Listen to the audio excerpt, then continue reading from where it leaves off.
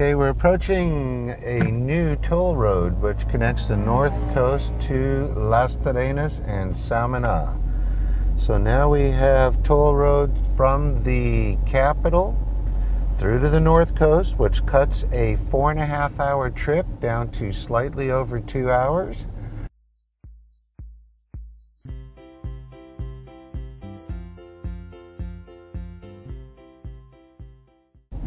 Here we go over the speed bumps. And we're going to be heading out towards Las Terrenas. It's a cloudy, overcast day, but it should still be a beautiful ride. This would be $4.50. It's about 10 bucks.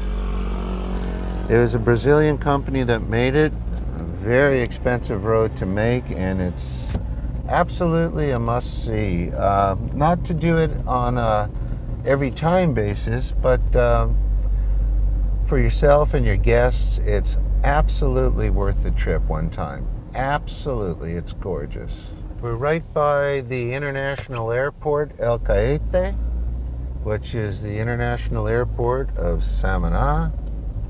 We're going to take a quick bypass around the airport, circle around to give you an idea. More and more international flights from Europe are coming to this, and once FAA sorts out a couple of minor taxation issues, you'll find as an option more and more American and Canadian airlines will be using this airport as well. We're just going to do a quick circle. Right now in the DR we have 5 international airports. A lot of people are not aware of that. Coming to Cabrera, your best choices would be Puerto Plata or the capital, or if you want to spend a beautiful evening at a hotel, Santiago. And we make arrangements for the hotel to pick up all of our people at the airport. They do speak English, French, German, and of course Spanish. And we make arrangements to meet you the following day, because the tour through the mountains to the north coast is one of the most gorgeous roads in the entire Caribbean.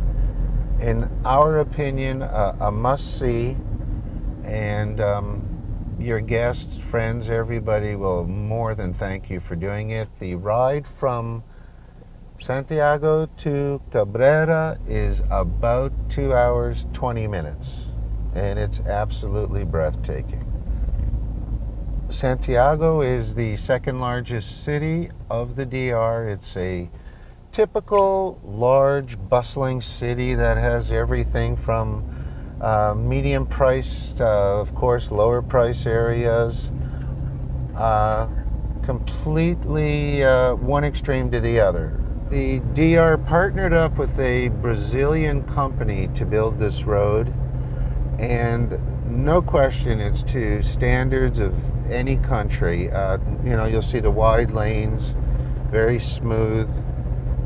Everything is reflector. It's a gorgeous highway, and one day we'll be here when the weather's nicer, but we have to do what we have to do. You'll still get the gist of it, and it's one of the most beautiful new highways. Very expensive though to build, as it all needed to be reinforced as we're going up the cliffside. We're all going to be riding on the side of the cliff for the whole terrain. Just a bit of trivia, this section here, you'll find in the DR almost nobody has boats because they can't afford them. This little area here that we're driving alongside, when you start seeing the ocean, it is teamed with more lobster per meter than you can imagine. It's absolutely incredible how easy pickings the lobster is in this section. I'm going to be making a rounding right turn. You're going to see how they had to carve it up the side of the mountain, all that red dirt. Tremendously rich. Obviously the foliage is dictating that by itself, but tremendously rich in nutrients. Trees bear fruit here from seedlings to actual mature trees bearing fruit in slightly over 2 years, which I know is almost unheard of in most countries. There's 4 or 5 natural caves on this road. And what's really helped the local people about this road is it's opened up a lot of these small towns that prior to this road exiting onto these little towns, they were unobtainable. They had to still use horse, carriage, donkey, or four-wheel drives with massive tires because of it. This whole north coast section, barring 1 or 2 larger cities, is some of the most safest country. Personally speaking, my family's been living in different areas of the Caribbean since 1984. And in the area of Rio San Juan and Cabrera, this is where we settled. My wife has never felt safer. She roams the town of Cabrera any day, any night, any time by herself in total safety. Everybody knows everybody. There is, other than petty theft, there is almost no major crime to ever speak about. If you look for trouble, you'll find it like anywhere in the world. If you live a simple, normal life, you're going to find this is about as crime-free. But word to the wise, do not leave any beer or rum outside your house, because it will not be there. All of this was dynamite blasted and shaved. This project took about 3 years. There's a beautiful view of it going up the cliffside. It truly is a breathtaking piece of road. It's unbelievable the difference this is on a sunny day, and I'm taking it slow so the camera will pick up as much as possible, but it's very difficult to capture the gist of it on 2 dimensions when it's a 3-dimensional world. It truly is breathtaking. I don't know of a prettier road in the Caribbean. I've virtually either lived or been on every island. The only thing that ranks close to this country would be the island of Cuba, which my wife has been there a couple of times. I've been there a total of about 7 times. And in my opinion, not being prejudiced, this rivals Cuba. There's only one other country I know of that gives this kind of beauty and foliage, and we're talking Micronesia. The islands of Micronesia in the South Pacific, particularly in Palau and Yap, are the only thing that is remotely comparable to this type of foliage. But of course, we are right on the equator, so most of the people we meet here are actually quite surprised. While it is hot in the sun, I can caution you and suggest that any interest here, make sure you're on a cliffside or a mountainside, because as little an altitude gain as 100 to 150 feet above sea level, it's almost like an instant thermal climb, as a diver would know. The air temperature drops about 7 degrees. And at night, we are constantly using blankets, even in the summer months. And yes, it might be 95 degrees during the day, but many of our friends and customers who come from Florida, come from areas of Texas, they have said, my God, the humidity here, while it's hot here, the humidity here is absolutely no worse than what we're used to. Actually, it's quite better. The air is quite cooler. So that gives you an idea if you've ever been into any of those countries. And as we snake through the mountains, it just seems to get prettier and prettier as we gain altitude. We're going to take a quick stop here at one of the caves. And behind us is actually quite a good-sized cave. And we'll just keep our eyes open. We can cross the street, and we're getting a little sunshine, so this might not be over yet.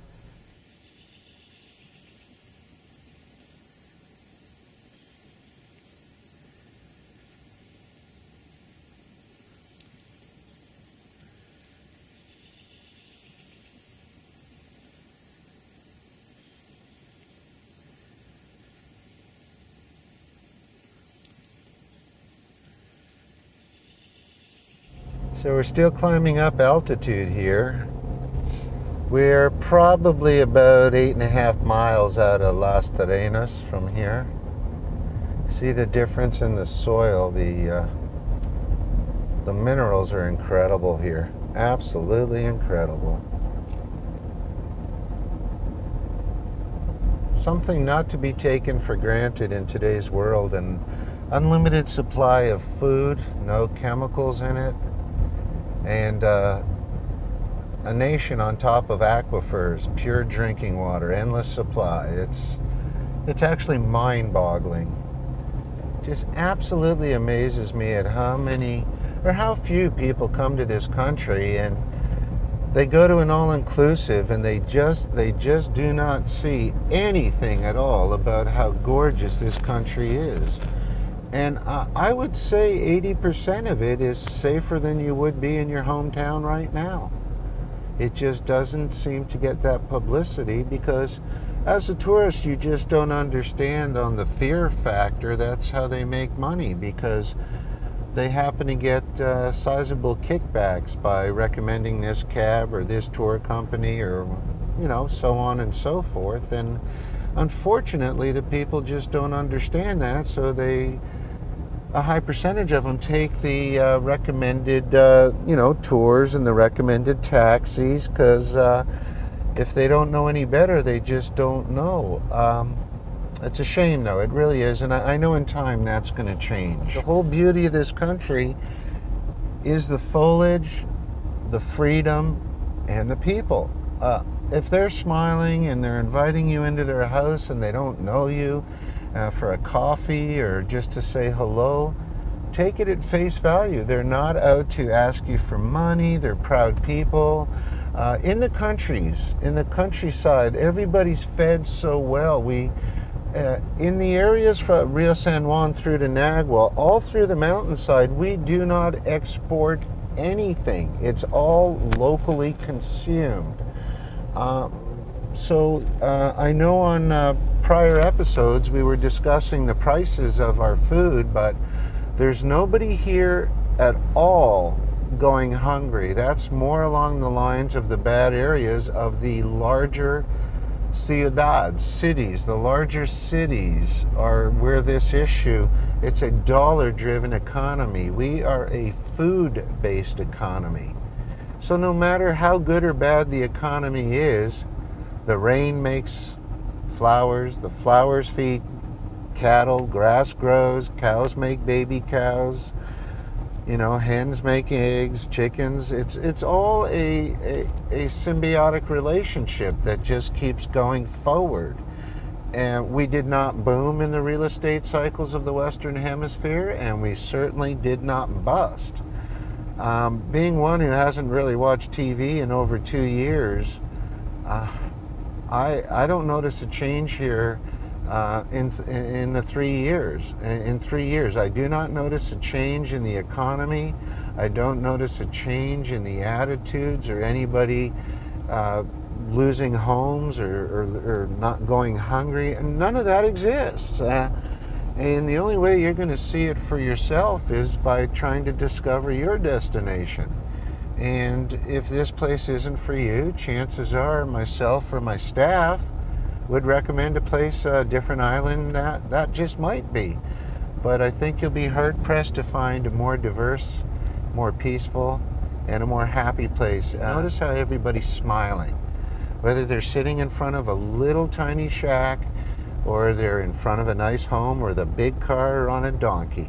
Notice they're all smiling. And that's just the way life goes here today, and it's the way it used to be in the Western world. Somehow we've seemed to have lost that, and we're helping people discover a safe place to put your investment, a place where we think will add 10 years to your life, because we don't know what stress is. In the very vehicle we're riding right now, I've had a leak in my tire for almost 6 months, and I just keep forgetting to do anything about it other than add air. And it's just the way life goes. And will it be an adjustment coming from, the environments of Europe, Canada, and America? Absolutely. But within 6 months to a year, the change will be so astronomical, you'll wonder how you ever did without it. And you won't want that anymore. You just won't. You'd like to visit it for a few days, but after 2 days, 3 on the outside, you're going to want to come back to where you have a sense of belonging. You just feel you belong here. And there's somebody just gathering some yucca.